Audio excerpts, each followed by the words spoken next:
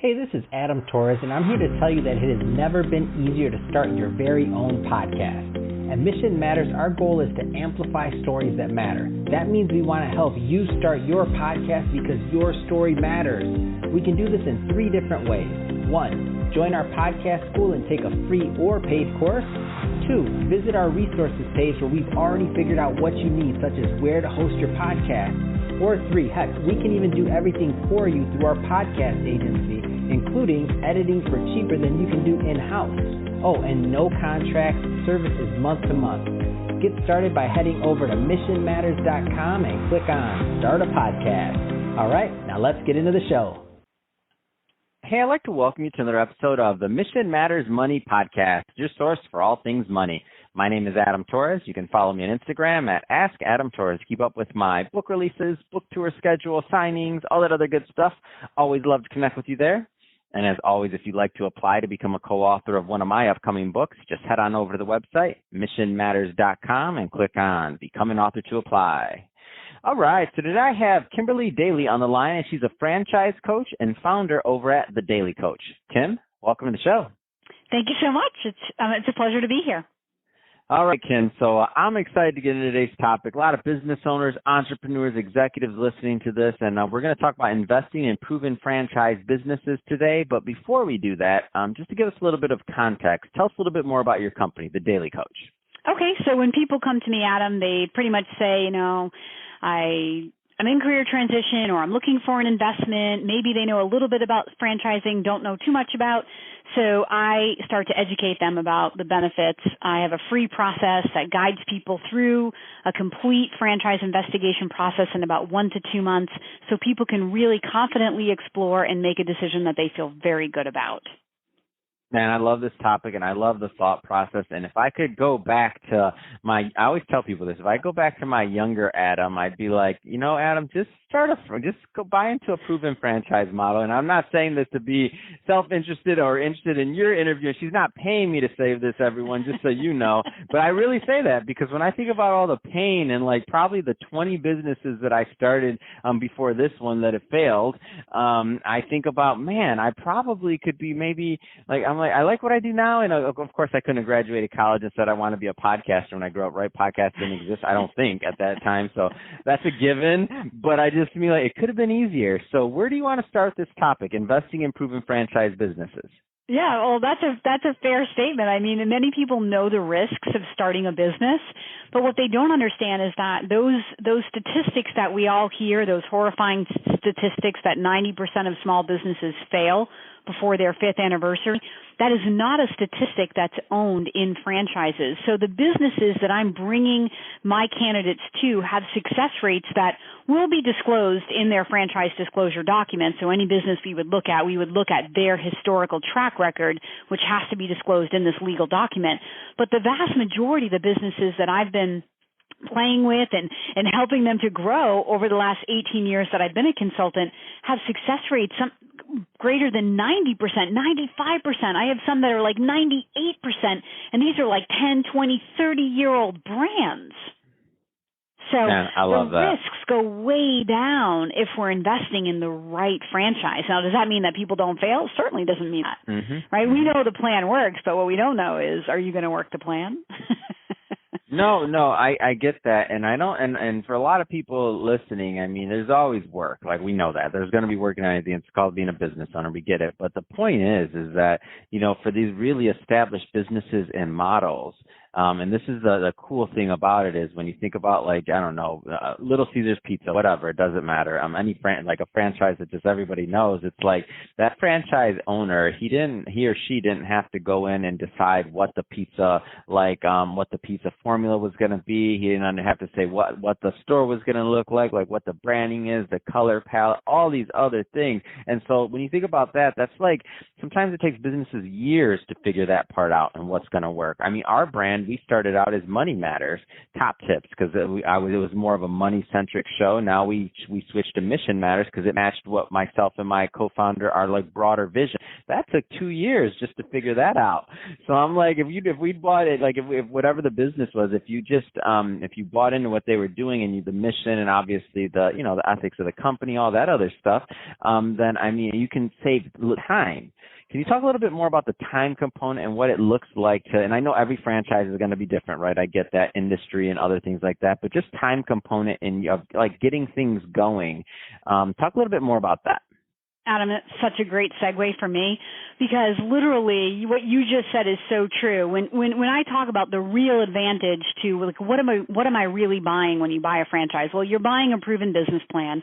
You're buying a relationship, right? Because you're partnering yourself with people who've already gone out there and figured it all out, as you said. So from day one, your time and your money is moving you toward profitability. So what you just said is, as an entrepreneur, you have to sit and spin your wheels and fail a lot to figure out what is the package, what is the product or the service that the market is ready for and the customer wants.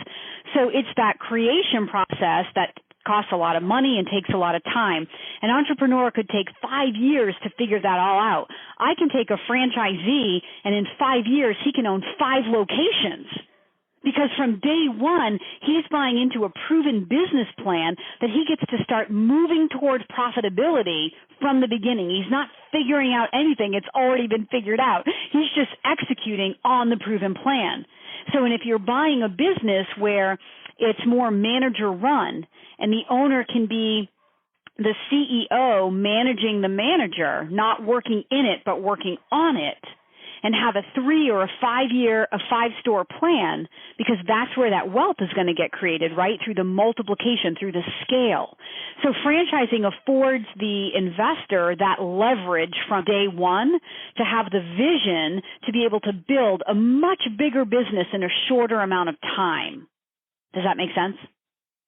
No, I love that, and it's and the good thing is that I think that is getting through to some people right now that are maybe in that in between stage of thinking, a lot of executives that are thinking about what their next step in life is. Maybe they're retiring earlier. Maybe they just think that they've had their run and they want to if they're going to be working this long. And that was my story. If I was going to be working this X amount of hours per week anyway, I might as well own the business, right?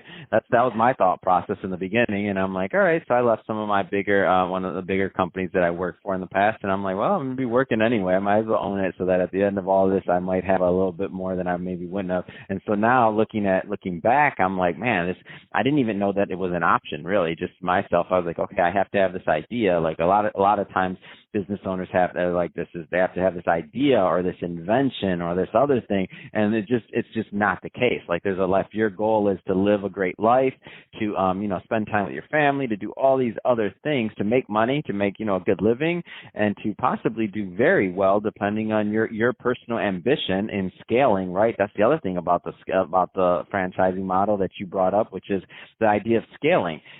Figuring out how to scale on your own when you're like, so it's like the normal steps of business. Okay, first, is this a product people want to buy? Then can we actually make money stay in business? And now the next step, so the third step is really going to be, can this scale? Is this scalable, and is it scalable to my ambition? But with the franchise part, they've already proven all those things. So like you can already know and have your roadmap. Can you talk a little bit more about the idea of a roadmap in the whole franchising process? Yeah, exactly. So when you say yes to a franchise, during the due diligence process, actually, before you say yes, I teach candidates what are the right questions. What should I be thinking about? Who should I be talking to? How do I put together a basic pro forma without getting too far down in the weeds or creating limiting beliefs by what other people are doing or, more importantly, are not doing with the opportunity in front of them? But how do we ascertain, like, what's this going to look like and what's the ramp up going to look like? So I coach them through all of that.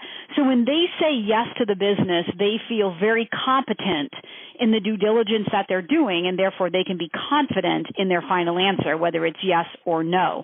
But during that due diligence process, we're also going to be learning from the franchisors about their comprehensive training program. Franchising has some amazing training program. I mean, that You do not have to come to franchising with industry experience in order to be the number one franchisee in a business, right? We need basic business skills, not widget specific skills, right? If you're a salesperson, you're a manager, you run a good operation, I can take that and we can blow open that pigeonhole that you may feel you're stuck in corporate America and just bring you an opportunity to use those basic skills to go build that business for yourself.